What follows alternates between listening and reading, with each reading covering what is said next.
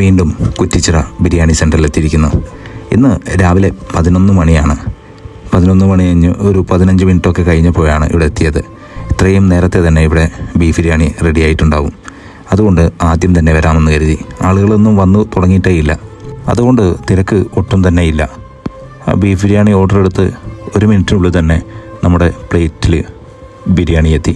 അതിന് കൂടെ വന്ന് 3 ഡിപ്പുകളാണുള്ളത്.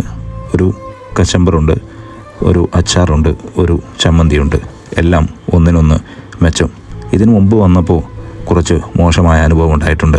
അത് മുൻപത്തെ വീഡിയോയിൽ പറഞ്ഞിട്ടുമുണ്ട്.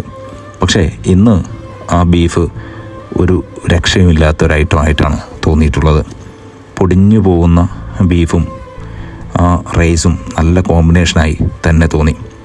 അതിൽ നിന്ന് ഓരോ പീസ് എടുത്ത് ആ ബിരിയാണിയുടെ റൈസും കൂട്ടി ഒന്ന് അച്ചാറും ചമ്മന്തിയും കച്ചമ്പറും എല്ലാം ഒന്ന് മിക്സ് ചെയ്ത് കഴിക്കുമ്പോൾ ഒരു ഒന്നാം തരം ഐറ്റം തന്നെയാണ്.